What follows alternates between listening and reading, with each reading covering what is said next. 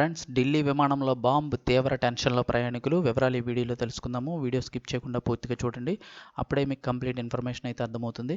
అలాగే మొదటిసారి మన ఛానల్ చూస్తున్న వారు తప్పకుండా సబ్స్క్రైబ్ చేసుకోండి. ప్రభుత్వం నుంచి వచ్చే ముఖ్యమైన అప్డేట్స్ మిస్ అవ్వకుండా మీరు ముందుగా తెలుసుకోవాలి అనుకుంటే ఛానల్ని సబ్స్క్రైబ్ చేసి ఫాలో అవుతుండండి. అలాగే వీడియోను ఒక లైక్ చేయడం మర్చిపోకండి. మీరు లైక్ చేయడం వల్ల మరింత మందికి సమాచారం అయితే చేరుతుంది. ఇంకా లేట్ చేయకుండా వివరాల్లోకి అయితే కనుక వెళ్ళిపోదాము.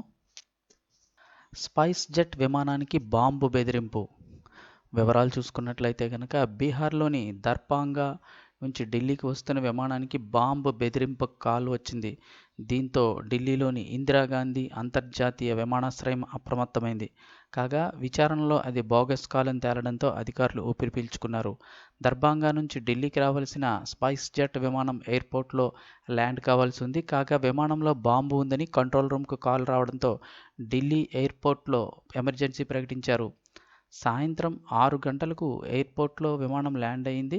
ప్రయాణికులను డిపోటుకు తరలించారు. స్క్రీనింగ్ కోసం విమానాన్ని ఐసోలేషన్ బేలో ఉంచారు.